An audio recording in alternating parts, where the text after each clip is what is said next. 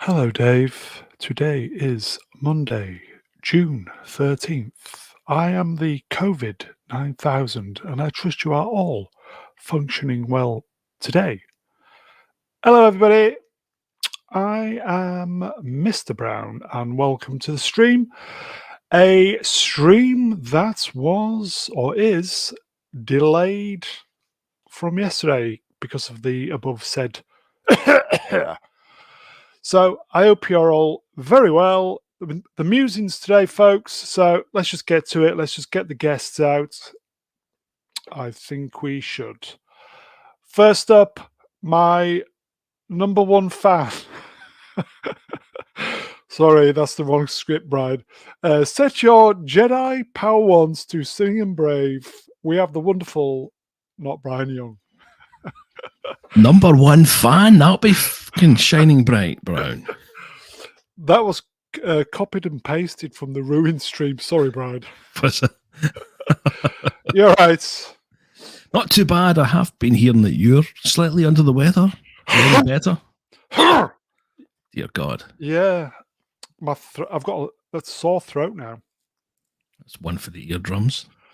I will just say hello, Jonathan, and hello, Melvin. So, are you good, Brian? I'm okay. Yes, I've been sunning myself in southern France recently, so I'm ready to go. Did you have a good time? Yes, surprisingly, I did. Yes. Yes, a bit shit coming back to this absolutely horrible shithole of a country, I'm afraid. So, slight Scotland. downer, but I'm Scotland, rested. Yeah. No, UK. I'm going to say UK for the benefit of international viewers. I know. Shit, isn't it? Shall we get the one and only guest out? Yes. Okay. Last up, as the usual guests are either on vacation or sick, he's the jester from Leicester. Watch out, War and Peace. It's the Great Swap Shop. Oh, hello, everybody. Am I your number two fan then? And when I say that, I don't mean I'm a fan of, other Brown things. Mr. Brown, I mean. Kind of, I suppose technically kind of the same thing. All right, I'll take it. So we've heard, Matt. So we've heard. Are you well? Yeah, I've been for a run and I feel quite energized. So, yeah. Somebody's got to. I'll just say hello, Bishop Moore. Oh. So, you're not working tonight then, buddy? Well, it's a different kind of work, isn't it, really? But this is work I enjoy, to be honest with you. Hello, Dermot and Time Profits. Oh. So there's no more guests. Can you believe it? They've all fucked off. Oh dear. I do often wonder if the guys that are off on on certain nights do listen in when they're not off like I do, or they just go, sod it, and bugger off and go and watch a film or something. Like Ian is probably in Texas right now. No, I wished I was with him in sweltering 100 degrees heat. I think anyone north of the border in the UK would probably die by about 10 a.m. if they went somewhere like that. Humid as well. What does Rennie say? Swamp ass hot. Swamp ass up for some of that. Oh, yeah. I have to put a butt swab in if you're going to deal with a day of that kind of heat. I think there's a question already. Shall we read it? Time Profit in the chat. So does not Brian only come on when the other guests are busy? Yes. I'm the emergency contact. Should things go, people not turn up, etc. He's my number one fan as well. He's such a big guest that there's only room for him and not about three others. So it's that massive Brian Young head that's in the cartoon there. We allowed three people at one time. I see he's been up to his old antics this week. Yeah, the Last Jedi. Yeah, I know. Last Jedi was trending for a while, and that knobhead was behind it. He's defending it again. But I didn't think it needed defending. I thought it was too perfect to defend. Well, you would think that. You think it'd been the perfect movie, you wouldn't have to defend it at all. But it's a masterpiece compared to Obi-Wan. No, I wouldn't even go that far. I still couldn't go that far. They're about on the same level, aren't they? Yeah, it's kind of human centipede. And I'll just say, Andy Mouse, hello. Hello. Andy Right. Shall we do some Crack on. Shall we do some bits? Okay, so end of the week musings, Sunday, June 12th. That was yesterday. Sorry, folks. The right, okay. Mr. Brown Alliance, please like, share, subscribe. Glad we've got you here to read that, because otherwise I'd never be able to see it. Yeah, I was just thinking that swap was folks. Yeah. No, I can't make it up. Anybody in the chat, can they read that? Lazy. So anyway, that's Mr. Brown Alliance. That's this channel. So yeah, like, share. You could have it like a ticker across the bottom of the screen, just constantly going. We could do, but it doesn't look pro enough for me. So anyway. Nothing looks pro enough for you. So okay, so was this episode 2? This looks very Pride Month, doesn't it? This logo. I know. We just keep getting bashed around the head with all these rainbow stuff things. Zippy George and Bungle. Is that what you're talking about? Yeah. Anybody watching it? No. What rainbow? Yes, just watching that. I've seen a few episodes of Rainbow in my time. I sadly haven't seen the Orville. I haven't seen it. No, I can't sort of jump into this because I'm not up to date. I only saw about 6 episodes of season 1, so I need to obviously catch up. So the next slide then. Magnificent Jonathan Frost. He can read it. Cheers, Jonathan. You're welcome. I've got a 55-inch screen. I can't bloody read it. Right. Okay. This week's episode. Okay. It's good. It's still good. It's still the Star Trek you want. This was totally ripped off from Alien. Mm-hmm. So I heard, and a bit Borgy as well, apparently. Yeah. It's good. It's good. Much better than any other Star Trek type stuff at the moment. We all knew it was going to be good. It's not disappointed. It's kind of what the episodes are about. Are they about 100 minutes long? So we get a little bit extra, as it were. Really, you're getting your money's worth there, aren't you? They fly by. Yeah, well, I mean, stuff does when you're thoroughly absorbed in it, doesn't it? It's amazing how your viewing just vanishes when you're enthralled in a show or a movie. You know, it's over before you know it. It's a mark of something great. You know, it's like the Obi-Wan show, the last episode. I haven't seen any of it, but I know it was only like half an hour long, and it just drags like 2.5 hours. So try doing slides, mate. Yeah, exactly. Andy Mouse, yes. There was nods to The Thing and The Fly. Yes. That's good inspiration. It was good. But to me, it just reminded me of a old... because it's all the same people who did Star Trek Voyager, all the same producers. Is it? Oh, that explains a lot then. Yeah. And you know what? To me, it was just like watching an old Star Trek Voyager episode, one where there's this kind of alien thing that invades like what it did on this. Yeah. So it was just like updated Voyager. This sounds a lot better now than season 1 and season 2 were, because I wasn't turned on at all by season 1. It was like lacking to me as far as Star Trek goes. It was kind of like sort of sub Star Trek Next Generation. It was very, very Star Trek Voyager. I really enjoyed. I enjoyed the last several seasons of Voyager, but not the first 2 or 3. But the Orville didn't quite do it for me first season, so I kind of just let it slide and didn't bother with it. Plus, I don't think the comedy worked that well. So it didn't do either well enough, if you know what I mean. But this sounds like they've hit their stride now, so I might have to jump on board and kind of just grin and bear it and get through the earlier stuff. So I've got the backstory continuity behind me, so I know what's going on. I will just throw this out to the chat, guys in the chat. Are you enjoying the Orville so far?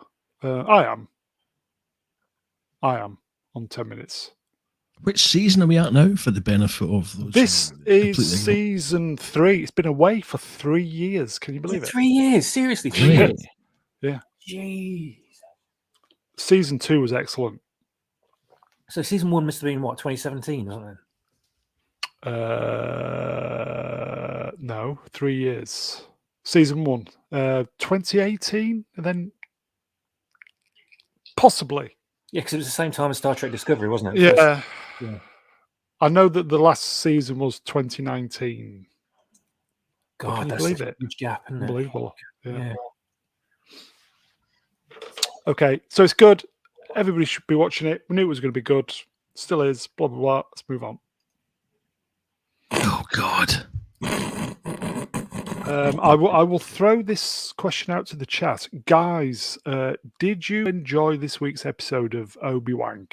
We've got another one Yes or tomorrow. no? Is it tomorrow night, the next one? Wednesday. Wednesday. Yeah, we're back Wednesday, by the way.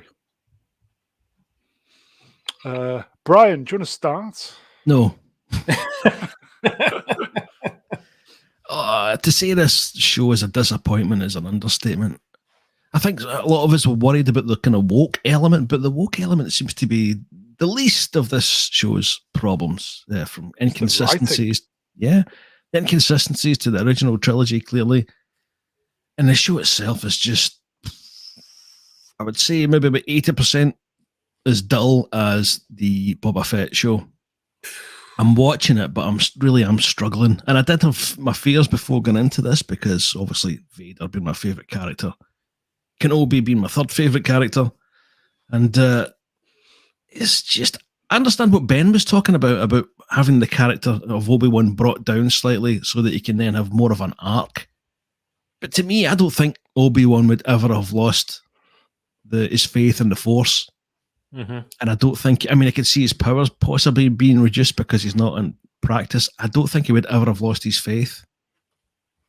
You know, he was too deeply steeped in that for my liking. He was like he was a Grand Master Jedi. He was on the council. Yeah. And he was always one of the most optimistic. This is where Luke got his optimism from, was Obi-Wan. Yeah. He was like the epitome of the model Jedi, wasn't he? There was nothing detrimental about him at all. He was 110% full on poster boy Jedi. So there's no way he would have just like mourned Anakin falling to the dark side and then just got on with things, I think, after that. Yeah, he's got a purpose. He's there for one reason, and that's to make sure that Luke is okay. And then he's going to go off-world. Despite the fact that Bail Organa has got an entire fucking planet that could help him out. It's just, I don't know, it's bad straight off the bat, and I'm so sorry for saying that. Why would he let himself languish if he's got to stay on point to protect Luke from anyone from any side at any time? He's got to be in peak condition. He's got to be aware. He's got to have his lightsaber with him. He's got to have the Force ready to go. In an instant. He's got to be constantly vigilant. He's got to be tuned in with what's going on in the galaxy. All this stuff. He can't just be like idling by, working in a meat factory and just sort of casually voyeuring Luke occasionally on the odd day, but then buggering off to chase some girl, that's absolutely nothing to him. It's bullshit. It really is. The biggest problem for me is there isn't actually a story, I don't think, between the end of Revenge of the Sith and the start of episode 4. That's it. He sits there and fucking watches Luke, and that's it for me. That was Revenge of the Sith. You're right. Revenge of the Sith was the end of his story until A New Hope, which was the continuation of his story. There was nothing in between. It was just him idling by, preparing in the desert and sort of basically, I would have thought, a lot of meditation during that period. And a lot of communicating with maybe Qui-Gon Jinn or whatever in the Force, all that kind of stuff, and more spiritual stuff, not running around chasing things. Do you know what? Funny you should mention that. It doesn't make any sense that he's slightly cut himself off from the Force, but he's still trying to contact Qui-Gon. Yeah, I think the only reason they've done that is to try and make Luke possibly two reasons. The first one, to try and make Luke Skywalker's descent look not quite as bad as it was, because that's the way all the Jedi are going. Maybe. I think this whole show is basically just a bunch of amateurish people thinking they know Star Wars when they don't, and then a bunch of LARPers running around. The best thing about it is the special effects, and that's great, and the sets. All the production, it's all there, but it's just the dog wank writing. Yeah. You can have the best special effects and everything in the world if it's nothing without the fundamental. Well, the thing is, they think they're clever, but they're not anyway. That's some of the effects problem, wasn't it? Hubris. Yeah. Some of the effects in this week's episode were pretty shocking though at times. Although overall it has been pretty decent. Favorite character? We like the Grand Wok Inquisitor. He's definitely the best character. He is he's our sort of he's our hero. mascot Doesn't for this fucking show. say anything. Yeah, no, but he's the best thing about the show, I think, just for his image alone. Thank you, Andy. And it's got a fit bird in it. Yes, thank you. Who's that? It's chicken tikka papadum. Indira Taika Waititi. Indira Varma. You're being silly now, Brian. Her name's, I don't think. No, not for me. She's not my type. Is her name Tala? Is that it? Which sounds like an Indian. Ilaria Sand. We'll call her Ilaria Sand. That's who we know her as. Anyway, okay. Good actress, by the way. Not for me. Moving on. Nobody's watching this. I am. Everybody should be watching it. It's great. We're getting towards the end of season 2 now. It's really good. Plenty of action. Surprisingly, it's not woke at all. Where's Z when you need him? Because he's watching this. Well, I watched the first season, but I didn't start watching. There you go. On the Pirates base, etc. Because I thought it was going to come on BBC One, but it didn't. Damn it. Matt or is it Matt One? Yeah, this Matt, show's fantastic. It is. I've not heard one bad thing from anybody anywhere about this, and nobody is talking about it. I don't hear about it on Nerdrotic on Friday Night Times. I don't hear about it on Doomcock. I don't hear about it on Geeks and Gamers. I don't hear about it absolutely anywhere on these these streaming channels that supposed to talk about pop culture. We're the only ones actually out there praising this thing. I don't know why they're not, because I mean they want pop culture to be good, and this one is. It really is. You should, these things should be stuck on a pedestal in the spotlight and paraded around, telling everyone to watch it. Why was no one talking about it? It's like Barry, isn't it? It's the same thing. Matt or is it Matt One? It's off for 1 week. God, it's not on. Oh, God. Then it's back for the last 2 for the season. It's just been on and off all season, which is hurting it ultimately. It is. Yeah. But Matt and myself, and obviously Z, we love this program. Do you think there may be a bit of superhero fatigue going on? Yes, but this is good. I think sometimes it doesn't matter how good something is, though. If people sort of see someone in a cape posing with their hands on the hips and staring off into the sky, they just now these days just go, "Oh, not again." Bidget in the chat, we got him to watch season 1 on the BBC iPlayer. He liked it. Yeah, same Bidget. Season 2 even better, mate. So special effects are good, acting's good, script, it's all there.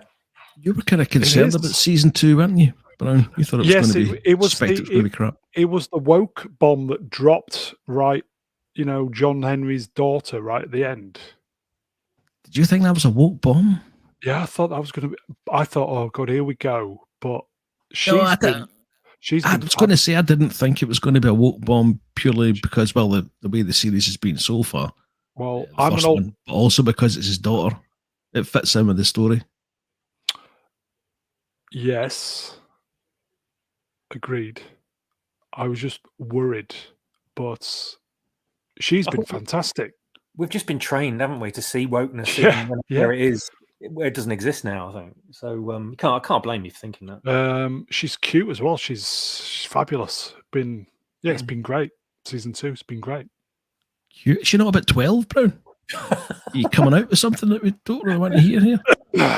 Not cute in that way. Moving on. Cold shower. All I can say, guys, check it out. Get it watched. It's great. It's worth the investment. Just get it watched. Right. The Mega Geek is not here because he's in Texas. Him and myself like this. And it's only just got going. And it's the season finale today. It's dropped. It's over. So they just got fucking going. Where would someone watch this if they were to be legal? Legal. Netflix. It's on HBO Max. So you can't do it unless you've used the VPN route. It's on HBO Max, and I think it's on Sky Atlantic or Sky whatever. Is it? Sky whatever. I haven't heard of that one. Welcome to the Sky Whatever channel. Welcome to the Being a Pedantic Twat channel.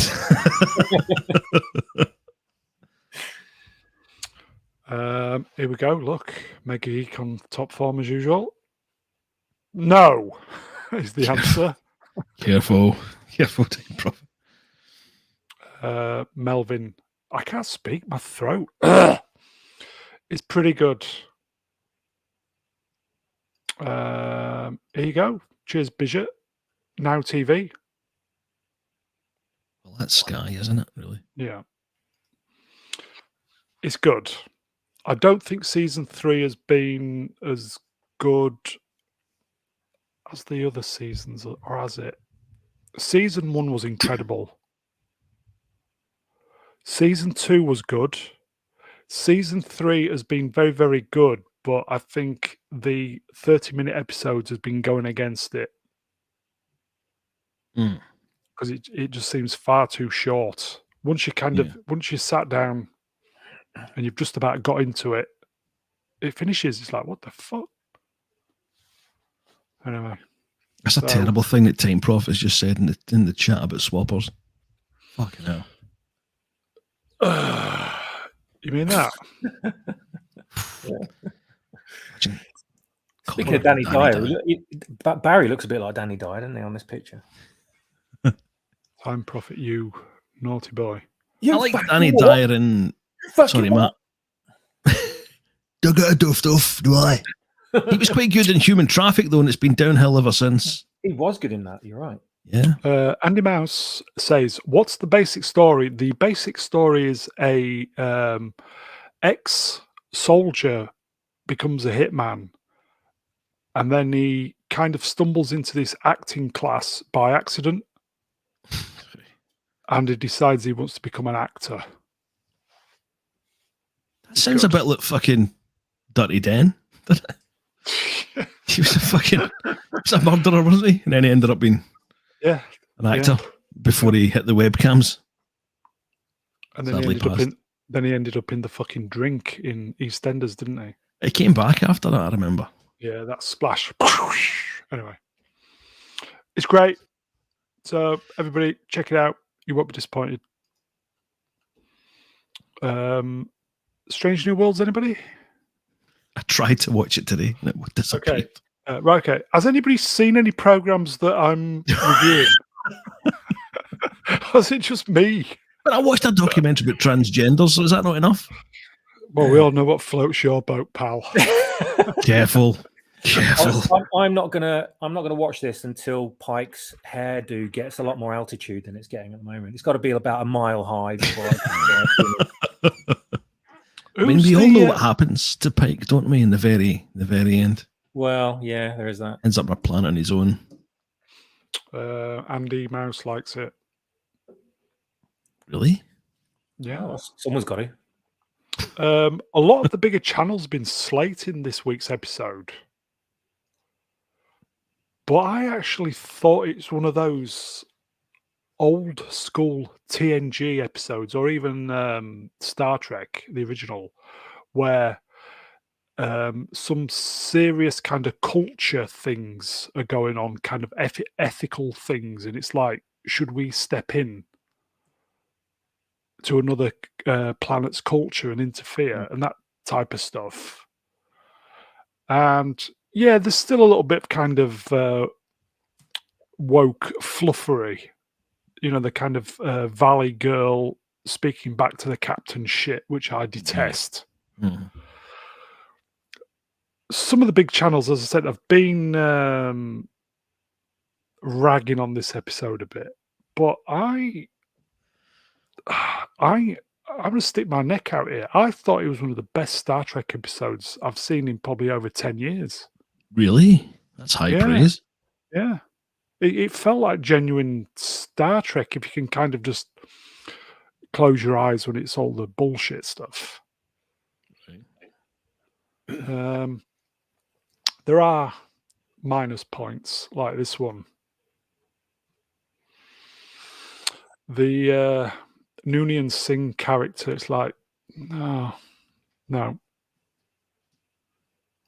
It's just bullshit, that is. Can you expand upon that? I can. It's a descendant of Khan Noonien Singh from Space Seed. You know, Wrath of Khan. I know it well, believe it or not. It's just the chances of that are like 75 trillion billion zillion gazillion to 1. Yeah, right. But there you go. This is fucking bullshit. They're just planting these member berries, which get fucked. So, is the family name Noonien Singh or Noonien Sung? It's two different ones. Is it? Oh, so that's not the same family. Oh. Yeah, definitely. Or is it connected to the data? Yeah, that's the confusion. I don't know. You know what? Either way, is retconning kind of the, in inverted commas, canon not needed. They should have just fucked it off. Anyway, moving on. So, yeah, best episode. So I'll stick my neck out. I'll get it watched. ASAP. Now we're talking. Anybody watching The Boys? Anybody? Yes. My cousin and his brother-in-law are fully into it. I was going to watch it, then it got woke, so I opted out. But you guys are all saying it's good. Everyone's really saying it's good now, so I'm tempted to watch it as soon as I get a moment. Here you go, Jonathan. Thank you, Jonathan. I can count on you, mate. Cheers. Not like these fuckers.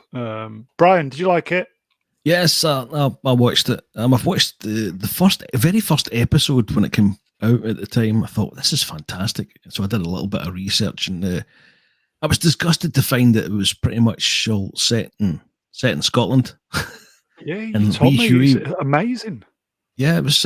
Wee Huey was based obviously on Simon Pegg, and it was after watching it and watching the full season, it was kind of funny to see some of those earlier scenes being filmed or being set in George Square in Glasgow, which was really strange. So nobody mentioned the cultural appropriation or anything like that, which fucking pissed me off. But anyway, that aside, it's a very, very good show. I did, like Swappers, I did have my concerns after season 2, being a bit of a shambles and being woke.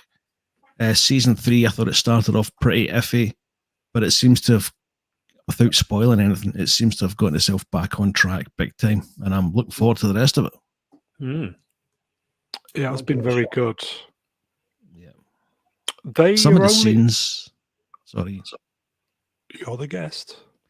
Some of the scenes in it have been fucking... I mean, it's always been on the nail or slightly dodgy, to say the least, but some of the scenes this season are just fucking unbelievable. Can't even describe them to people. You need to just experience it yourself. Matt one. This episode was good, but what's with all the man ass? Not enough female. Right. Yeah, you're right, Matthew. Yeah. Not enough female bits for my liking. I noticed do you notice the nudity scene this week that the lady, after she takes off her top, she was covered up, and then we get a big gratuitous arse shot again. It's like fucking, oh no. Is there any scenes of men hitting women in this, or is that still not allowed? No, it's allowed. Fuck me, it's allowed. Oh yeah, I think a woman got killed by a bloke, or was it the other way around? I can't remember. But anyway, it's. I think they're really going for it this season. Yeah. Andy Mouse, season 3, awesome. Melvin, yes, almost turned it off. Melvin knows what I'm talking about. Yeah, yeah. I heard about something like this. Yeah, the fucking Jap's Eye episode. Yeah, it's like, ooh, Jesus Christ, I'll never get over that. Fucking hell. Binge it. Wait until all the episodes so you can binge it. The just quickly going back to the Jap's Eye thing. What was the name of was it the Titch or what's the name of the character who's in his knob? What was it? What's the name? Termite or Termite? That was it. Termite. Well done. Was it Ant-Man Termite? equivalent, I think. Yeah. He was in the man's. Urethra. Yeah, Rich. Hear me out. He was in that part. Surely that when he kind of went back to his normal size, it had just ripped his knob off, not any of the rest of him. Well, he sneezed. He sneezed, and that's what did he? Okay. blew him up. Yep. Yeah, I loved it when Butcher threw him in a fucking bag of cocaine. That would be your dream, wouldn't it? You'd fucking love that.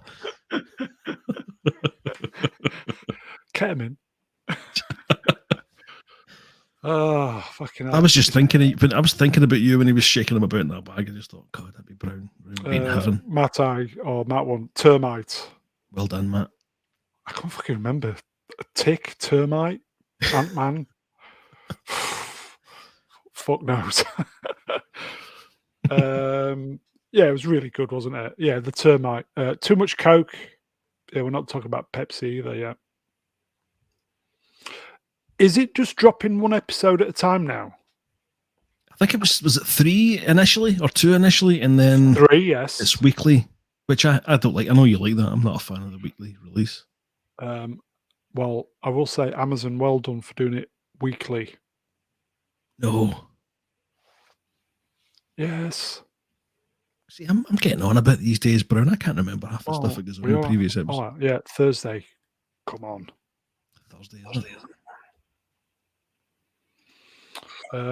Time Profit. I tried Coke once, but the bubbles got on my nose. Try Pepsi, mate. Works a treat. Okay. Yes. No. Right, I'm going to take a wild stab in the dark here. Nobody's watched this. God, no. You would be right, Brown. Any of you poor gentlemen in the chat watched this? I bet Matt I has. Because Matt I, or is it Matt 1? He's the man who takes one for the team. Right. I watched 5 minutes. The opening intro was, in a nutshell, folks, it was Miss Marvel going on about how she looked up to Captain Marvel. And guess what, folks? It was Captain Marvel who saved the universe, not Tony Stark. God. Tony Stark wasn't even mentioned. So at that point, I just thought, fuck this shit, turned it off. Did you? Yeah. Horrendous. It sounds like a horrendous retcon, like what they did with, I think it was like in the Marvel Star Wars comics or a novel or something like that, saying that Jyn Erso was the one that destroyed the Death Star, and it was nothing to do with Luke Skywalker because she's the one that got the plan, so it was all down to her or something. Yeah. Oh my God. Matt I or Matt 1, I did watch this episode of Ms. Marvel. It was a waste of time. I would have watched it, but the fact is they didn't even acknowledge Tony Stark saving the universe and the sacrifice. It was all Captain Marvel all along, folks. Straight out of the horse's mouth. Anyway. Moving on. Hail Timmy. Hello, Timmy. Moving Who's on. watched this? Anybody in the chat watch this? I haven't yet. This drops this week. Yeah, I'm definitely going to watch it because this sounds fascinating. Is that Rolf Harris in the centre? Like circa 1973, yeah. With his extra leg. Oh God, Brown. Brown, I've watched this and I've got about enough for about a minute and a half, 2 minutes just to ramble if you're interested. Go on, do it. It's up to you. I will say to the chat, you need to watch it. That's it. You need to watch it, guys. Go on, Brian, because my internet's gone spotty. Right, take your time. Oh, God, right, here we go. I watched this because Brown basically told me to. Now, I have to be really careful here because the stormtroopers of the SNP might knock down my door if I say the wrong thing here. So I've actually put a whole load of notes together. Right. Firstly, this documentary has a very conservative bias, and I mean that in the American conservative sense. So it's something that you have to keep in mind while watching it. Gender dysphoria, as we know, is a real condition and one that all too often has a pretty tragic outcome. So the fact that people are becoming a bit more sympathetic is a good thing. However, the documentary proposes that this understanding is now deep into overcorrection territory, if I'm being kind. I think the question that serves as the documentary's title is essentially intended to trip up those who accept the current trans ideology. I think the traditional answer to the question is obviously, what is a woman is obviously adult human female, but the transgender ideology states that trans women are women. So effectively, they want the definition to include people who identify as a woman. I can't believe I'm talking about this. Anyway, so it's a kind of circular and slightly contradictory definition. So the very opening interviews in this documentary are of academics, doctors, and the public basically tying themselves in knots trying to reconcile that contradiction. And I'm ashamed to admit, I really did find a lot of those opening exchanges to be pretty amusing. I think most of the documentary I found to be rather disturbing, and I think the worst bits were the revelations about the biologist Alfred Kinsey, who I believe Liam Neeson actually played in a film in 2004. Yeah, he did. Yeah. Yeah, they were absolutely horrific. I think especially in regards to some of the experiments that he did. I think overall, I thought Matt Walsh made some very interesting points that are really worthy of further discussion. In some ways, I felt as if he took things too far. I think especially regarding when he addressed the Loudon, I think it was the Loudon County School Board. I think he had 1 minute to make an impact. Yeah, Jesus Christ, he really did. Yeah. I think the timing of the documentary's release was pretty provocative, whereas I think that might have been intentional. Obviously, being during Pride Month, so I think he's getting in with the studs showing there. In terms of the documentary itself, I would definitely recommend watching it, but keep in mind his bias. I thought he was a little bit heavy-handed at times. Yeah. But I'll ask the question, Swappers, what is a woman? Opposite to a man. No, come on, expand. Well, I can't remember what the chromosome order is, but I think is it double X chromosome or is it XY chromosome? I can't remember now. But that's usually how you define it, is the opposite to a man in chromosomes, and also the fact they have fallopian tubes and a uterus and can bear children, whereas men can't. That's generally the definition, isn't it? Brian? Yes. You're right. Yes. What is a woman? Did I not, you not be listening for the last 2 minutes? Be ready for a piss or something like Mega Geek does when I do that recommends. I'm saying no more. I've told you. My definition of a woman is... Is it going to be pulse optional again? Brown, you're not looking at yourself in the mirror touching your boobs, are you? No, well, obviously it helps if it's breathing. Anything that says fleshlight to well, let's face it, Brown, a corpse isn't going to make you a sandwich, is it? No, you can eat the corpse. Fucking hell, that went to a dark twist there. That's really dark. That's on you, Brown, that one. Whoa. I think the term "what is a woman" is the kind of social word for a female. Mm-hmm. It's kind of like obviously there's male and female, which is more, in my opinion, kind of more of a medical definition. because that's down to like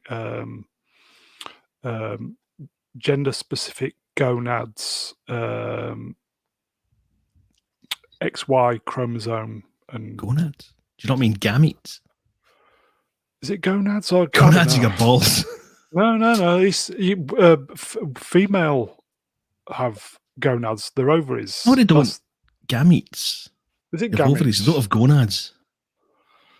Shows your Should find gonads, out. love. Fuck, I better watch what I'm saying. Fucking hell. Someone's got to clip this.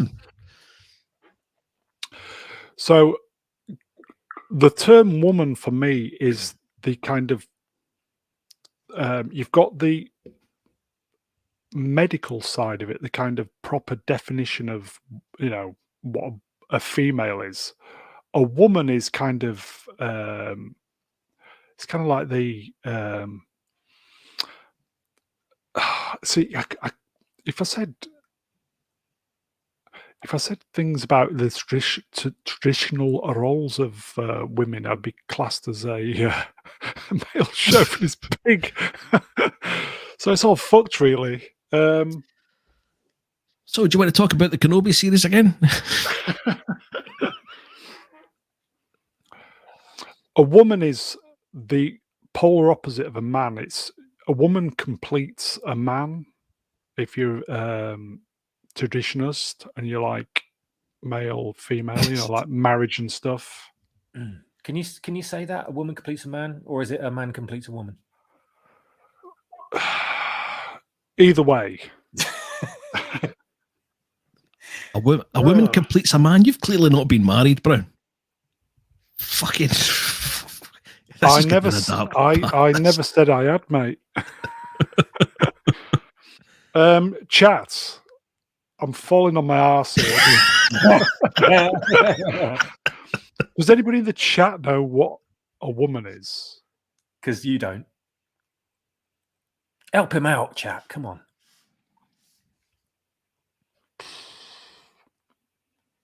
See, in the past, it would be a woman would look after the offspring.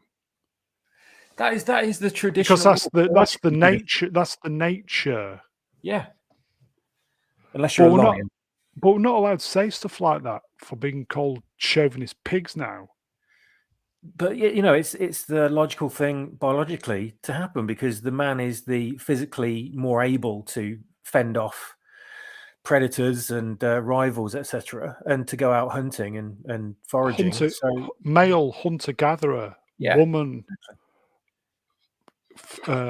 Female's built to do the rest of the work, basically. I'll be really chauvinist here. Cooking, cleaning. Making you a sandwich. Those days are gone, lads. You don't have to move at the times. I know they are. I know they are. You have to show women, you support them by letting them go out to work and sit and watching This Morning and doing fuck all myself. It is a bit of a tricky minefield, isn't it? It is. Society has become so convoluted, hasn't it, and contradictory, and so crossing over itself and multi-layered that everything's got confused now, and no one knows what to believe anymore. And no matter what you say, somebody will be offended.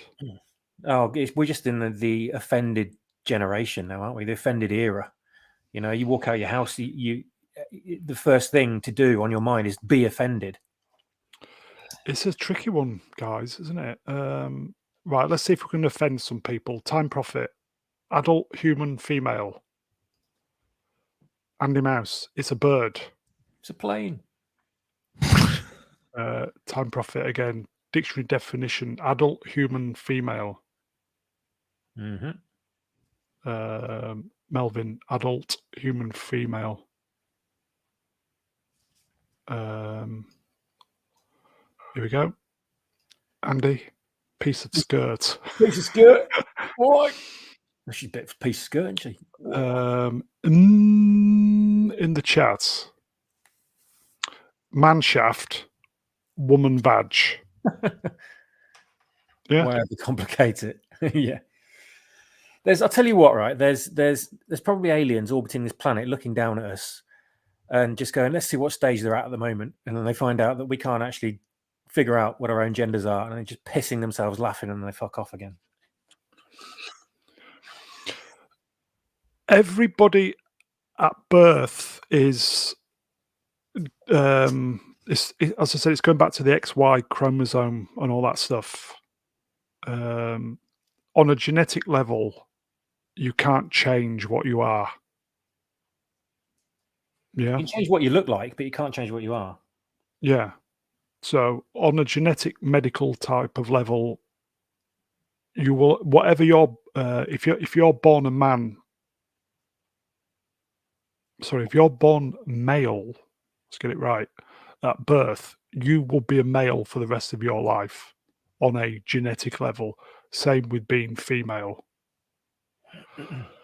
But it seems to me, I spoke to Brian about this a couple of days ago. In the 70s, every now and again on TV, you would have a documentary about gender dysphoria. It is a genuine condition, isn't it, Brian? There's a strange thing that seems to be happening, and it's not just transgender issues. It seems to be that a condition is becoming an identity now. I'll rephrase that. What we traditionally call a condition is now being seen through different eyes, and it's now an identity.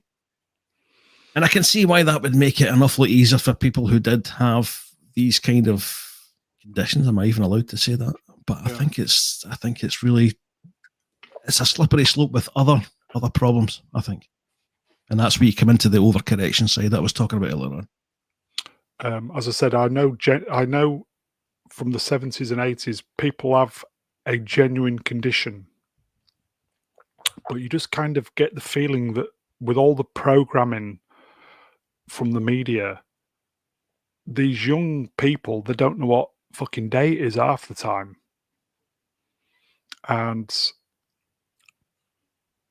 they're kind of going down this dark and slippery path way too young. For me, you need to be 18.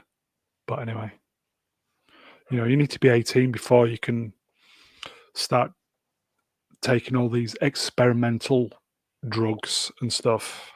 But anyway.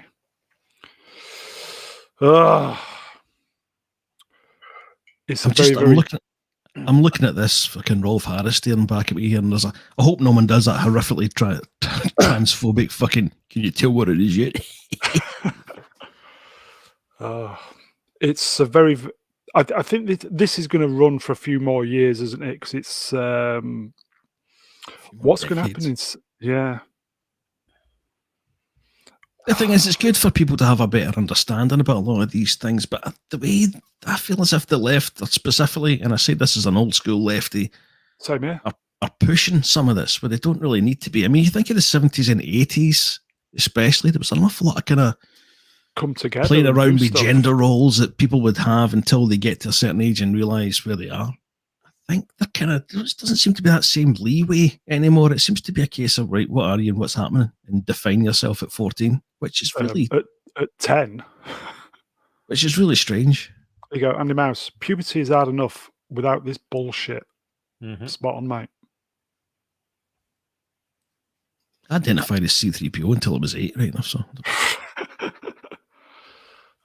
anyway, you're not qualified to talk about this, really. But, we are not qualified to talk about this properly, so we'll leave it to the professionals. You're right there, Brian. I at age 11, when I first started watching Transformers, I wanted to be both a Porsche 359 and the giant robot with a big gun. So that's 3 identities I've got going on at the same time. I couldn't handle any more than that. Triple changers, remember them? Yeah. That was I would have been effectively a triple changer. Yeah, I don't know where that fits on the gay flag, but anyway, moving on. So, in the absence of the Lord, because he's poorly, he's got the coof. Can you believe it? Oh, bless him. Okay, so let's see what's first. Jesus.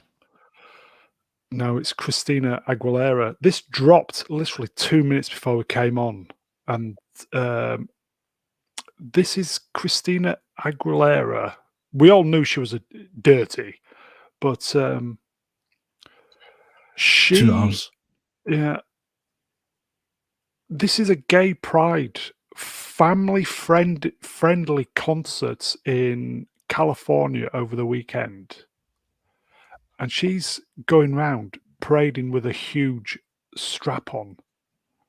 And one of her dancer friends or co-singers fondling it. So And this is family friendly. Oh, that ain't family friendly. I just don't get it. If that was, I just don't get it. Where did that ever become acceptable to do stuff like that? I'm just imagining what the kids are saying in the audience, because I mean, I used to go to Bristol Zoo when I was about 3 years old, and when we walked past the elephants bit and one of their massive dongs hanging out, I'd usually say, that's not the trunk. What's going on there? What's that? So I can only imagine what little kids are asking their parents. What awkward questions are being raised right here at this concert? As I said, this was all over Twitter literally 10 minutes before I came on, and I just don't get it. One of them two is, I don't know, one of them's getting it by the look of it in a minute. Yeah, it's kids and that. I find that pretty violent. And I've seen a guy getting shagged by a horse. So Oh my God. Horse riding, you're doing it wrong. I didn't seek it out. It was a fucking trap. I mean, it honest. wasn't on the Olympics or anything then. It wasn't on TV. Your Russian Olympics very different from UK. Fuck.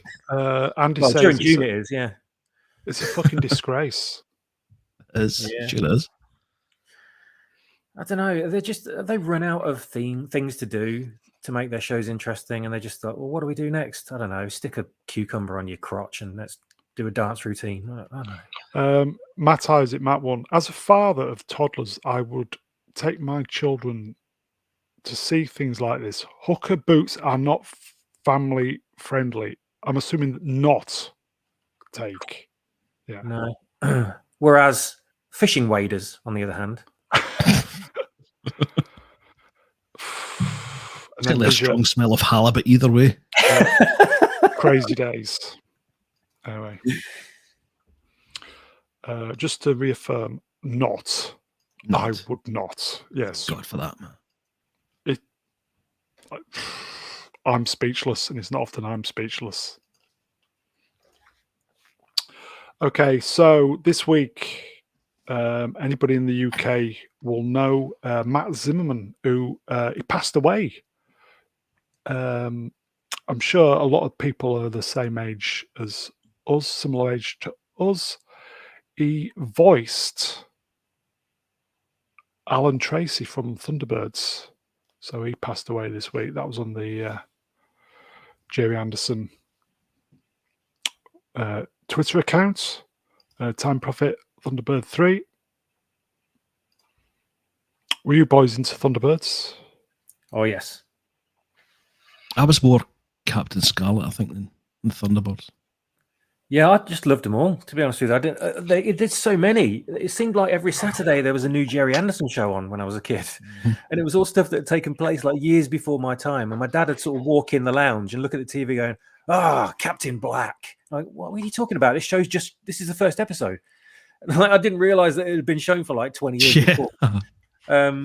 But yeah, my God, I think they're just incredible. They're still to this day some of the most original things out there, and very, very, very influential.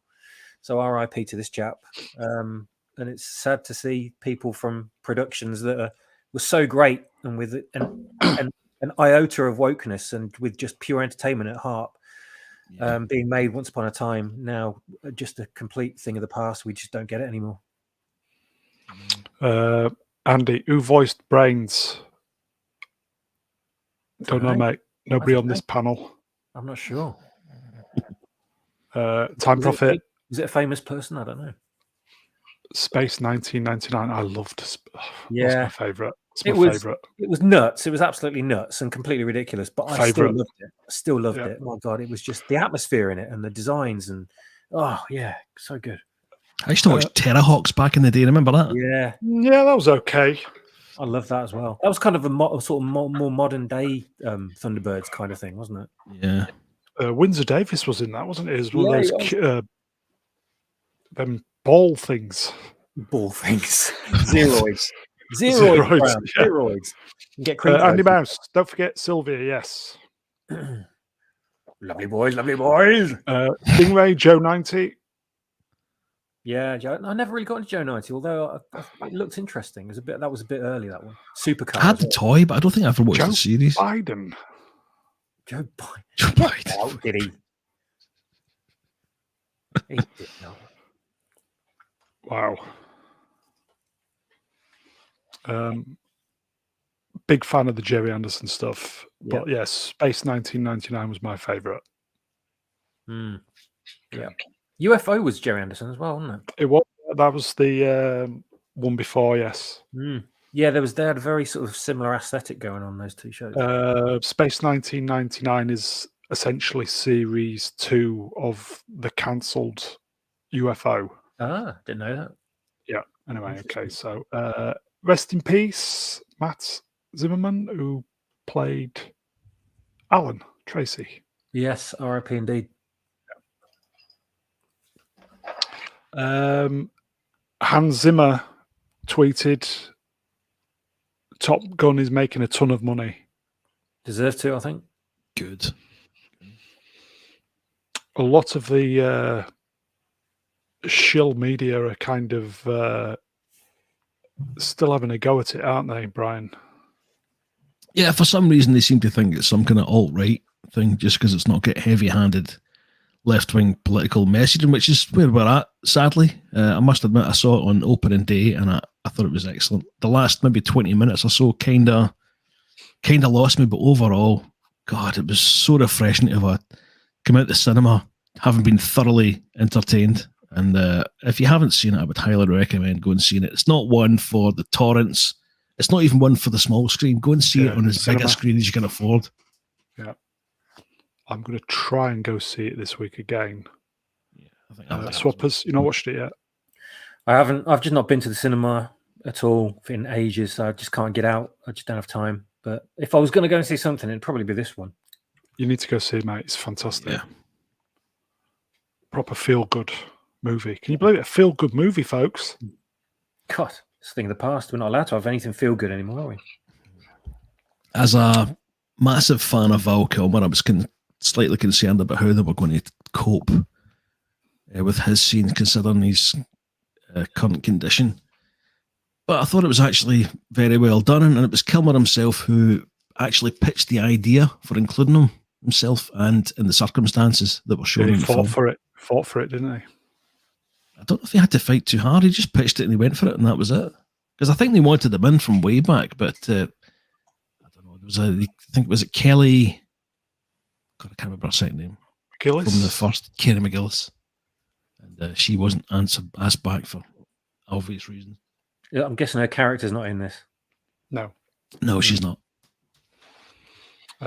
Bidget's hope to see it this week. Yeah. I think Kelly McGillis was too big to get in the plane.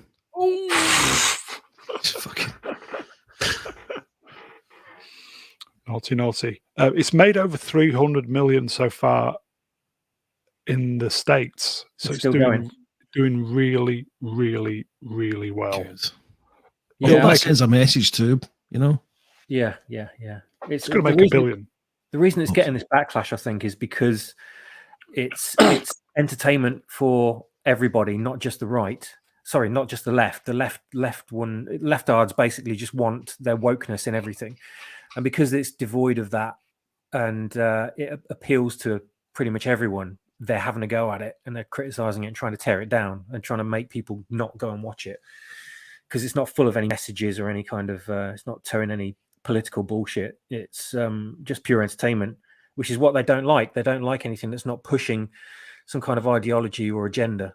That's why we're getting this media backlash against it. I think it was made 2019, and they keep kind of going back to it was made in 2019 when the world was different and stuff like that. It wasn't. Tom Cruise would have made it as a full swing wokeness. You know, that's what was going on then. Yeah. So I'm amazed that it's not they managed to avoid all that. It's awesome. Tom Cruise said it himself. We made it for the fans. Mhm. There you go. That's the biggest Just fucking crime in Hollywood at the moment. Generally, just fans of good cinema. Don't have to be fans of Top Gun. Can I just address something that Time Prophet said there about Kilmer's voice? Oh, not that one. Didn't see that one. That one? About Val Kilmer. It's the first one about Val Kilmer. This one? Yeah, that was it. He does actually speak in the film, believe it or not. But it is, I think it might be a Sonantic. I think they help out in the. It's almost like a deep fake version, that kind of audio deep fake. His son as well apparently helped. And that one, did he? Well, I think you're confusing that with the Val documentary. His son did everything in the Val documentary, but Right, okay. It's technology. Right, okay. It's very well done. It was a beautiful moment, wasn't it? Yeah, it really was. It got me right in the feels, as the young'uns would say, which I didn't expect. As we say, guys, last week before, go see Top Gun. It's great. You won't be disappointed. See it on the biggest screen you can. See it before it disappears from the cinema. Okay, so we're still getting a bit of Amber Turd stuff. It says here, Warner doubling down on Amber Heard. Aquaman 2 test screening. They've doubled her time in the film. From 1 minute to 2 minutes. I thought she'd been completely erased, but obviously not. They obviously don't know what's good for him, do they? People are going to stay away from this film if she's in it.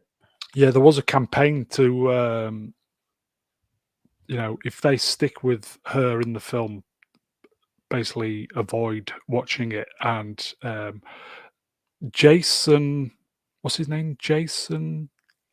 Khal Drogo. Jason Momoa. Liked one of her tweets. I think it was the tweet saying that justice has not been served, all that bollocks. That kind of long, big statement one. And somebody picked up on it.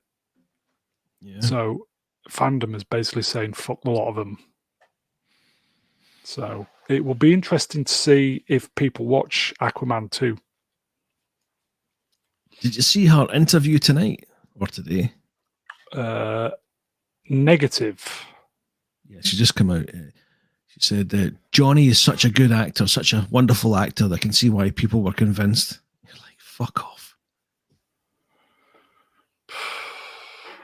She should have just taken, when they split up, she should have just taken the settlement and just gone on and do other things, but woman scorned and all that. Anyway, moving on. This was announced this week. I know Matt is a massive fan of the first series of this. He-Man has been renewed, and guess who's showrunning swaps? Oh God, Smith. Really? Kevin. Still? Yeah. This is like Kathleen Kennedy failing upwards, isn't it? And Kurtzman being able to get another Star Trek series after all of the failures that's come before. They still managed to get success. What the fuck is going on in Hollywood? Jesus. I just don't get it. No. I think Brian's here. 2 Brians. There we go. My internet went though. Oh God, Kevin. Are you excited about this one, Brian? He-Man's coming back. No, I think I might stick my fingers in the electric socket so I don't have to listen to any of the shit that's going on. The first one was the one that I lost it. Remember I lost the plot at Scotty for talking absolute bollocks on this? I am equally revulsed by the thought of him doing it again. Matt I, is it Matt 1? Fuck this show and fuck Kevin Smith. I couldn't agree more, Matt. Couldn't agree more. I didn't watch 1 second of the first one, so I definitely won't be watching it. They killed twice. Yeah, the sad thing is all the effort and time that's put into making it from the amazing animators. Is it Madhouse? I think the people that do it. They're incredible. If you've seen Castlevania, these guys are masters at animation. They're so great, and it's such a shame. It's a tragedy that their efforts and resources are being wasted on this crap when they could be making something incredible. You know, So many talented people in Hollywood and the special effects industry, animation, all knocking it out the park. Yep. Well, the writers are just having a jolly. Yeah. If I was being kind. Yeah, exactly. Just wrapping it up in a nice package, you know, and making it look pretty for the audience to browse at. It's almost like, oh, I haven't seen this chocolate bar before. What's this? And you bite into it, and it is literally a dog turd. I was well into He-Man, not that way, in the 80s, the cartoon. She-Ra as well. It was all great. Yeah, it was generally well written. You know, I mean, it was a bit at the age of 11. It was a little bit sort of too childish for me, but I understood how great the animation was and the look and style of it, and still enjoyable even you know at that stage. But now it's just horrendous, isn't it? I watched the first episode of the first series, Brave. and you know what? Up until the last 3 minutes, I thought, this is all right, this is not bad. And then the fucking wheels just came off right at the end.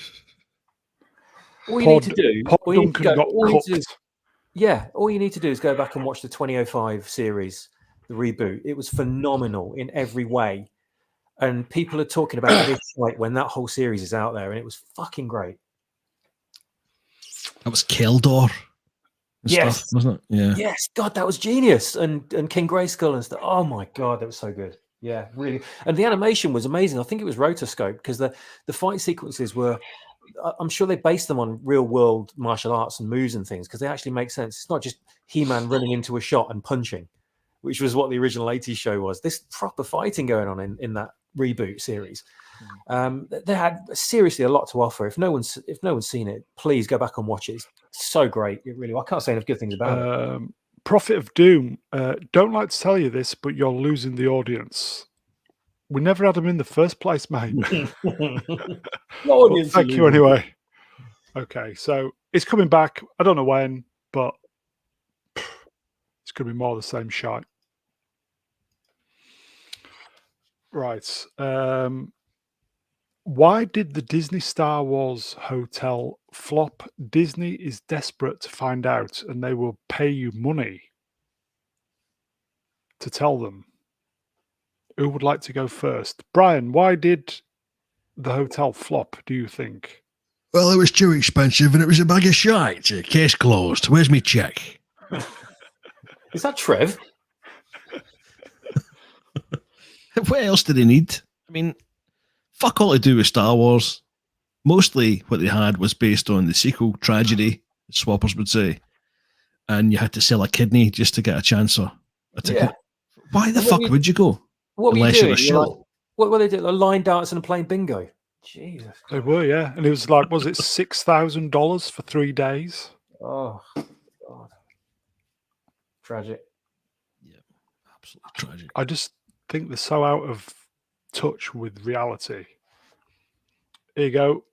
$6,000 for a travel lodge room. To be fair, I bet the travel lodge room was better. Yeah, absolutely. It's just the thought of Brian Young apparently get married there. The thought of going there now and possibly sharing a bed that Brian Young spunked in is just fucking horrifying. Even if they've changed the sheets, you know, it's got to be the same mattress that he was like knocking boots on. Brian come. Frozen in carbonite. God no! When they started floating the idea of a Star Wars hotel about when was it? About 6 or 7 years ago, I think. I'd just been to Disney in 2016 and thoroughly enjoyed myself. Was it good? I'd seen Rogue One, The Force Awakens, which were generally, you know, quite well regarded Star Wars films. I thought, you know, Star Wars has actually got quite a bright future here. Disney World itself, which was at Disney World what's it called? Hollywood Studios, Disney World, the film park theme park Universal. of Disney World. Anyway, Okay. it used to be MGM Studios at one time, but yeah. It was great. They had so much Star Wars stuff. It was like half the park was like dedicated to Star Wars. It was awesome. They had a new Star Tours ride, loads of merchandise on sale. They kind of had a museum kind of exhibit with all lightsabers in it and stuff. And I thought, they know what they're doing here. This is pretty good. Selling Jedi robes in shops, kids doing Jedi training with Darth Vader and Inquisitors and things. I thought, they actually might have a chance at making something good out of Star Wars. And then after I got back, I heard that they were floating the idea of a Star Wars hotel, and all these ideas like flooded my brain, thinking how they could have done it. You could just wander into one of the Star Wars hotels, because they've got all these hotels all around Disney World that are all themed. They've got like a wilderness one, and they've got a Native American one, and they've got like a Venetian one, and there's all these different themes. They're incredible when you walk in there. They're beautiful, absolutely beautiful. And I thought, incredible, this just could be genius, a Star Wars themed one. You just walk in, there's a whole lobby set out like a Star Cruiser or the Death Star or whatever, like Alderaan or Dantooine or something, and you got the R2 droid wheeling through, chirping and bleating as he come through, aliens just randomly, and actors like dressed as aliens just walking through, with pretending they're on Earth as a holiday or something, just that general theme as you walk in. So like a hotel that's part of Star Wars set on Earth would have been great. Just set out like an ordinary hotel. You get your card, you walk to your room. It's an ordinary room, but you've got pictures of Star Wars things. Maybe you could push the boat out a bit and have the window with the starfield on the other side of it. Things like that. You could go a little bit extra. But setting it all out like they've done, which was like carting people on a U-Haul van into the facility, and then forcing them into these tiny little cube-like rooms, which you could barely swing a Wakawian monkey lizard in, and having these times of day when you're scheduled to do activities, and the activities themselves are a bag of shite, and then you've got stupid acting going on with Rey fighting Kylo Ren with a fake lightsaber 20 feet away, so you can't quite see the shite props they're using. Things that you see when you're just walking through the park anyway, and basically they're just shoving it all inside this enclosed experience to make you kind of try and believe that you're on a spaceship, and trying to have this kind of cognitive dissonance into being in this LARPing world where you're actually in Star Wars. Completely the wrong idea. They spent way too much money in the wrong direction when they should have just made a standard hotel and just have people pay that little bit extra to stay in a Star Wars themed Earth-based environment, rather than trying to make everyone feel like you're in a movie. I think they went totally the wrong way. So it costs too much to make, costs too much to actually subscribe to stay in, to pay for tickets in, and you're only allowed to stay there for like a day and a half, 2 days, 3 days. You could have bought you could have rented a room for like an entire week, 2 weeks for for a lot less than that in a regular hotel with a Star Wars theme, and had an even better experience. You could have all the staff could have been dressed in Imperial and Rebel Alliance outfits and stuff. It could have been so much easier to make, but they just completely went over the top in the wrong direction, spent too much money, and ended up completely losing out. And this is the crap that we got for it. And now I've heard rumors that they're trying to retool this into something else now, because it's obviously failed as a Star Wars attraction. When are you going then? I'm still waiting for my free tickets from Ruin. Okay. If I was paying $6,000, I would expect Ray to be swallowing it down as part of the package. Buddy. Easy. Do you know you could lock yourself in the IKEA bathrooms department with 2 tabs of acid overnight and save yourself $6,000? People used to do that though, didn't they? Just that you could go to Mexico for $6,000 and never come back. Have a great time. Wish Kathleen Kennedy would go to Mexico and never come back. What does that lady have to do before someone says, "Look, Kathy, for fuck's sake, just pack up your stuff and go"? Yeah, I don't understand. She's obviously got some kind of hold over people, hasn't she? Some kind of blackmail. There's no way she'd keep her job. No way anyone else in the world would keep their job after such a massive 6-year-long travesty like this. 7-year-long. It's just unbelievable. Yeah. Photographs of Bob Iger in a fucking compromising position or something. Yeah. Oh, God. Explanation. Just keeps coming and coming, doesn't it? All this Star Wars shit. This was the writer of Obi-Wan. I can't remember his name because I can't say it, but he was just basically saying that he thought he had free reign to do anything he wanted. Anybody see this article? I haven't seen the article. I think I've heard it though. I've heard a few readings of it, but I've not seen it myself. I've not seen the ins and outs. It's just a joke, isn't it? Reading it. See if they just said like this is another what if story, which I think if you went down the what if story with Star Wars, then it opens up a whole lot of possibilities. But this is just an insult. What he's coming away with here. Again, like I say, it's just LARPing. It's not real Star Wars. Yeah, it's just they're just fucking around with images, Star Wars images, and it doesn't make any sense. And this is why, because they don't have any love for it. They've got no passion. They've got no knowledge of it, and they don't care to research it. Unlike the guy that directed, say, for example, Star Trek II: The Wrath of Khan, who didn't know anything about Star Trek, but went back and did his homework and his due diligence and looked up everything, completely educated himself on the entire original Star Trek series, got a great idea of what it was all about, and took a fresh look at it, added something incredibly new, and give it, a really mature angle, and came out with, which is widely regarded now after all this time, saved Star Trek. Yeah, he saved it. One of the greatest products ever in the Star Trek pantheon. And then you've got a twat like this that wades in thinking, oh, I know Star Wars better than everybody, and ends up fucking it up in one go. Funny. It's not good, is it? And we've got to fucking me like thinking really, I'm a bit sort of self-conscious now. After and we've got to review this fucking shite on Wednesday. Although the streams have been doing very well. You sit down, you watch an episode of Star Wars, and it's like a lot of lasers flying about and that, and then you like, show this Gavin. Yeah. You turn over, like, open a page of the Daily Sun, and then there's one with a pair of tits. You're like, well, whatever. Titties. So that guy's a bell end, yeah. Moving on. This is the general consensus of that article. The man is a bell end. Aiden Christensen on Moses Ingram's performance. What does he say? I hope by the end of the series, people are coming around to what? That she's crap. I think she's a coma. Yeah, because we've been in a coma. I think she's done a great job, and I think Vera is an important character, and people will come to realize that. Important how exactly? Important to making this show look like an utter turd. I feel sorry for Aiden Christian because he's just been given the shit end of the stick. Yeah, I'm sure he has. Again. Yeah, he's been in the wilderness for God knows how many years. Still is. I haven't fucking seen him. They said, do you want to come back? Don't know what he's done.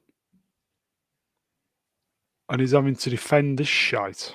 Yeah, obviously paying him isn't not just paying him to act, but paying him to damage control as well, aren't they? Yeah. But the problem with Star Wars or Disney Star Wars is the fact that you're given the shitty end of the stick. Unfortunately, both ends of the stick are shitty.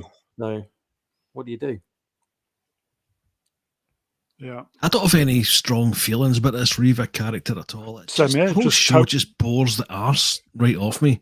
Yeah, completely irrelevant, completely pointless when it should have been Vader, all about Vader and Obi-Wan, and not whatever this is. Yeah. I mean, she's not intimidating in the slightest. The one bit she could have excelled was communicating to, let's say Daisy Ridley there, no, fucking to Leia, communicating to baby Leia. And she could have shown more of the feminine side and been kind of sneaky on top of it, but it's just no good. There you go. Brutal comment of the night. Darth Shill. Yeah, well, if you haven't seen... Sorry, there you go. I'm not listening to Aiden about whether another actor is good. He was a plank in those movies himself. You can't deny that. And the fact is, right, why should we have to take on board what another actor says about someone else's performance? It should be there on screen for us to see for ourselves. If it's good, it's good. If it's not, then we're going to notice, aren't we? Which film was it? Was it Looper? Yeah, no. Jumper. Jumper. Yeah, it wasn't about a cable knit sweater either. It was about some guy that could jump Cardigan. through. Yeah, that was a sequel. Tank top. Yeah, that was the trilogy. Didn't you see it? It was like the Cornetto trilogy of knitwear. That was going to be a trilogy, wasn't it? But the first one didn't do very well. I was surprised if you're going to Was name Samuel L. Jackson in that? Yeah, I don't know. Was he? Can I say there's a couple of Hayden Christensen films I would recommend. 2001, he was in a film called Life as a House, and he's actually really good in it. It's an excellent film if you can ignore the fact that Kevin Spacey's in it. He was also in a film called First Kill in 2017. Which I thought they were going to feature Hayden an awful lot more than they have in this, because his acting ability seems to have improved fucking tenfold, which, well, it wouldn't be much, but tenfold in that film alone. But sadly not. Time Profits. Did you know that Americans don't know what a jumper is? Well, they do, but the scenarios that involve jumpers usually end up in pavement pizza. I'll just say, Jonathan Frost. Fuck's sake. Jonathan, do you know what a jumper is, Jonathan? And then Bishop Moore goes, umper, sticking up your jumper. Jumper's actually called... What?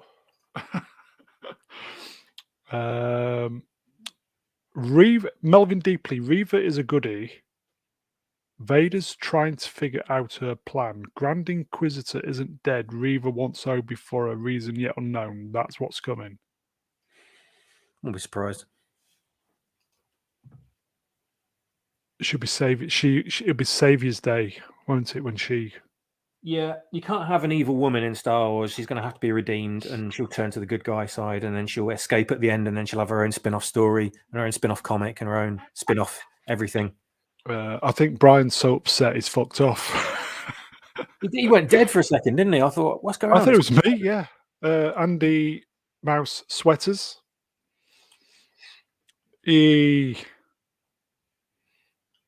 Hello, Brian. Cardies. Yeah. Yeah, Cardies. Balaclavas. Darth Vegan would be the more eco-friendly Sith. When he blows up planets with the Death Star, it will be done in a caring, renewable way. I like your thinking. Brian, are you there? No, he's fucked off. Anyway, we'll leave that. Okay, so this is the Disney Who's that guy? Wall of Shame. This is all stuff that's coming out. Can you believe it? Oh, jeez. Yeah, let's just throw everything in there and hope something sticks. I'll just say to the chat, have a look at the graphics. Is there anything you're looking forward to? I'm looking forward to finding out who that guy is. He looks like he's really enjoying himself, wherever it is. I think that's the Kane person. Ooh! Yeah. Is it Kane or Chang? I don't fucking know. Oh, you're talking about Loki. Was it Loki? Guy. Yeah. Time traveler guy. Kang the Conqueror. Yeah. Who was never black, but hey, everyone's black or gay now, aren't they? They are. What am I looking forward to? What the fucking hell is Summer Vacate? What's the crap, isn't it? Lego Star Wars. Who cares about that? Young Jedi Adventures. That's going to be crap. Andor. We know how that ends. He dies. Vision again. More Visions. Oh yeah, because that previous one was just amazing, wasn't it? No one forgot about that. Bad Batch again. I thought that had finished. Ahsoka. Yeah. Well, Dave Filoni's Wan Fank series. Fan wank. Ahsoka's terrible character. Should have died ages ago and completely ruins canon and Star Wars going forwards. The only good thing I can see about Ahsoka being any use is if it uses the World Between Worlds to retcon the entire sequel trilogy, which they won't. I think they're just too far gone now. Tales of the Jedi ripping the title off the original classic comic series for modern woke Star Wars. I think that's about Ahsoka as well. I think maybe I don't know. Then we've got Jedi Survivor, which is a sequel to Jedi Fallen Order video game, which is generally regarded as one of the best things to come out of Star Wars over the last 10 years. Although it is still in the Disney Star Wars continuity. So not much confidence there. Star Wars Hunters. The hell, it's got to be about bounty hunters, hasn't it? By the sound of it. Well, the fact that it's got a pink logo doesn't inspire me. Skeleton Crew. Oh, is that the one with what's his name? That Jude actor? Law. Well, yeah, you can fuck off. I'm not bothered. Mandalorian again. Yeah, well, that's just That'll be okay. That'll be passable. Yeah, but all of these and whatever this is here, Taika Waititi, fuck off, Taika Waititi. Yeah, fuck off, titty. We don't want slap wank bloody comedy in Slap Star Wars. It's all of it. There's no reason to believe that none of it does not end up at the Jake Skywalker point in the sequel tragedy. All roads lead to Jake Skywalker. Did you see Captain America 4? Can you see that? I can see Fantastic Four. Far right. No pun intended. Oh yeah, Captain America 4. That's not going to be Captain America. Loki next door to it. That's going to be Falcon. It's not going to be Captain Blade. America. Yeah, Blade's going to be crap. It's going to be. Don't get me wrong. Anthony Mackie, great character, great actor, fantastic. Well, he got wasn't. Got totally shortchanged by them fuckers. Yeah. Ironically, I think Lego Star Wars will be the best thing out of the Lego Star Wars stuff. I would agree. Yeah. Sad, isn't it? God, that's so sad. On the Marvel side, what do you think, boys? Well, we all know Miss Marvel's up. Just a non-starter. Thor: Love and Thunder is going to be Taika Waititi comedy all over again. It's just a shame, isn't it? We could have like an epic sort of Viking gritty war story with Thor, and what are we getting? Just like bitches. Yeah. Fuck's sake. And we've got She-Hulk. Titties bitches though, isn't he? Yeah. Isn't it? Because he's banging both of them. This wouldn't surprise me, or he was at one time. She-Hulk's just going to be a terrible CGI fest, which is going to be woke again. What the hell is this Halloween special? What's this? I don't know. My eyes go straight to Blade, but I was quite excited they were doing more Blade once upon a time. No, Wesley Snipes. He is Blade. I've already said this is going to be about race now instead of vampires and escapism. It's just going to be about race because he's black. Speaking of race, Time Prophet, Lego Star Wars is racist. They are all Amarillo. Actually, the Star Wars ones aren't. The regular Lego figures are yellow, but the Star Wars ones have actually just got regular skin tones because obviously it needs to be more real world. What Time Prophet knows then. But easy mistake to make. I have to say, they've all got. We could say they're sizest because they're all or shapist because they're all angular and squarish. So out of all that, as I said, it's probably going to be Star Wars Lego, isn't it? Yeah, Deadpool 3 might be interesting if it. Yeah, that's the one that sticks out. Yeah, Deadpool 3. Having said that, the second one was more or less a rehash of the first. I did enjoy the second one though, even though it wasn't that different. Yeah, I enjoyed it. Enjoy it. I really did. Difficult to criticize it. Guardians of the Galaxy Volume 3 potential, definitely potential. Jonathan Frost says Nova. Was Nova the kind of Space Corps thing on? Yeah, Nova Corps. Yeah. Yeah. I dread to think what they're going to do with Nova. I Am Groot. That's probably going to be a kid's cartoon, isn't it? I Am Groot. I Am Groot. I Am Groot. Agatha. Who wants that? Who cares about this character? Echo. What the fuck is that? Daredevil potentially. It's Dolphin. Yeah. Echo the Dolphin, folks. I think Daredevil's potentially got something, but I can't help but think Marvel are just going to water it down from the amazing Netflix series that we had. It's just going to end up a bit anemic and woke, and Daredevil's probably going to take a backseat to someone taking his suit from him, as they all do. It's all shit. What's this? 5 years ago, if we'd have seen that 5-6 years ago, we'd have gone, fucking yes, bring it on. Well, for the most part, maybe. I think, yeah. Not anymore, folks. Okoye's like a non-character from Black Panther, isn't it? That no one asked for. Untitled Wakanda series. Again, none of this is going to Darth Wakanda. Yeah, Darth Wakanda. Stick her in there. None of these is going to have Black Panther. So he's the only thing we wanted to see, and he's gone now. You know, it's going to be shit. Yeah. Ironheart again, like Riri Williams. It's a fucking terrible character. We don't want Ironheart. We want Iron Man. We don't want Ironheart. Fuck off. Shang-Chi, the untitled series. The film was shit. Give it up. Shang-Chi sequel. Fuck off. We don't want to see it. The first one was crap. Fantastic Four. It's got potential, but we know where they're going to go with it. You know, they can't do anything right anymore. They're just going to wokeify everything. It's going to be like Reed Richards has got to be some. I think he's upset, folks. Some kind of cuck that can't get it up because he's Swap, I should begin to sound like the guy from the Fast Show. It's all bloody rubbish. That's Not that what I've it's seen turned it. me into. That's what they've done to me. Right. Once upon a time, a couple of years ago, I was like, "Yeah, it's brilliant! Everybody, look at all these films. Look at that film there, X-Men '97. Wow, isn't that brilliant? Blimey, look at it." We were happy in them days. X-Men '97 is going to be woke trash. They're going to use the version of X-Men that everyone loves from the '90s, and they're going to bait and switch everyone, just like they did with the Masters of the Universe, guaranteed.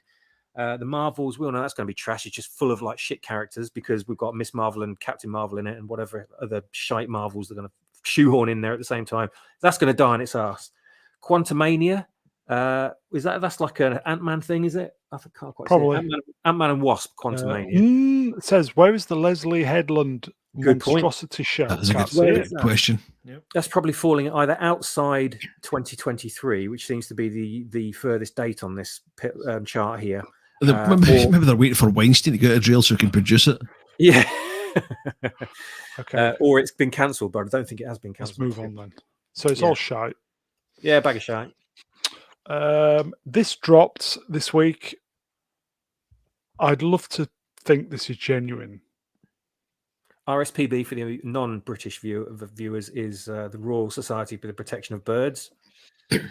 And the ad line is, "Get your lads out for the tits."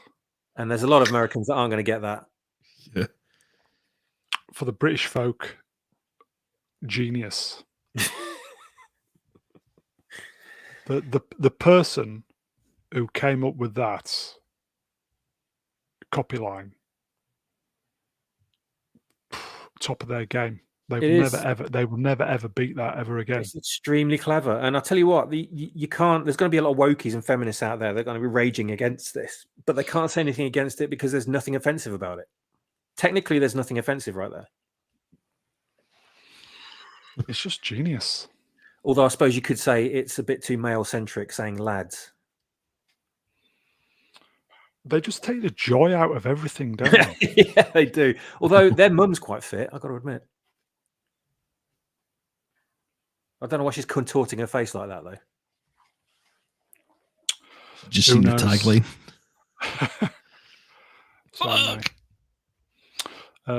So whoever came up with this, genius. Anyway. And that's it. Can I just say as a recommendation for everyone that might not have seen it, and it's not sci-fi related or horror or fantasy or anything like that, or superhero related. It's a great series. I've only seen the first 2 episodes of so far, but thoroughly recommended. Directed by Danny Boyle and amazingly well acted by this incredible cast, and strangely also being streamed on Disney Plus. Called Pistol, which is a docudrama about the Sex Pistols in the 1970s, and it is phenomenal entertainment. Really? Absolutely phenomenal. Yeah, really is. Utterly glued to every episode so far. Seen 2, and I have not looked away for the entire hour that each one's on. It's just glued to the whole thing. The acting performances are incredible in it, especially when he comes into it. Johnny Rotten, just wow. That's all I'm going to say. Watch it. You will. What's it called again? It's called Pistol. Pistol, folks, on Disney. Yeah, Disney Plus, I think it's airing on. If you don't want to watch it on Disney Plus, obviously there are other methods of doing so.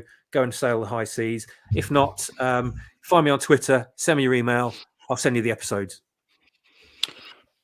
Wow, that is because Swap Shop hates everything. So there you go. Yeah, highly recommend. I think that's it, folks. As I said, delayed from yesterday. I'm still a bit half the guests are either on vacation or ill themselves, so we kind of muddled through. I would just say to Time Prophet, yes, I do like turquoise. We're going to be back Wednesday to do the next episode of Obi-Wank. Ruin, unfortunately, will not be available. He's on vacation. So I'm going to see if I can try and get somebody semi-famous to come on. Trevor. I know. Trevor, where are you?